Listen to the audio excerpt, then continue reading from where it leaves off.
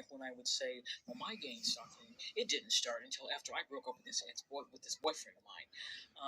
That was, in all honesty, the truth of the matter is that's when I became aware of it. Consciously aware that it was happening. But sitting back, looking realistically at my life, and now with the understanding that I have about gang stalking, targeting, I look back and I realize, no, this was going on as a youth. I was dealing with certain aspects of this. This is what my mother was dealing with. This is why we didn't go back to this church. This is why we started going to this church, but ended up leaving this church. I mean, some of this was targeting. Some of this was gang stalking.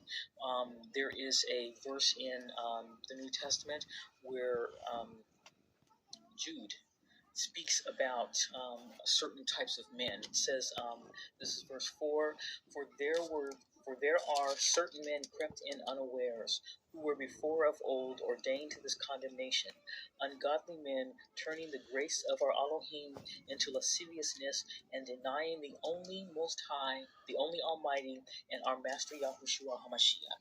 These individuals who creep in unawares, they take advantage of the kind-heartedness, they take advantage of the naivety of Christians, and they get into positions of influence and power, and they begin to corrupt from the inside.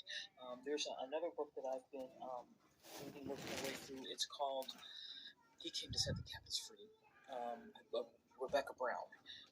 And she speaks about witches literally going into, getting involved, insinuating themselves into Christian churches with the primary agenda of destroying that church. And she explains that how they would do that. They would come in with money. They would come in and get into positions. They would, make the best donations. They would be so unassuming and so kind, and then get in these positions, and then slowly, subtly, they corrupt it. They bring it down. They destroy the power of prayer. They destroy, just anything that is contrary to their satanic agenda, or that will be a threat to their satanic agenda. They destroy it. She talks about that.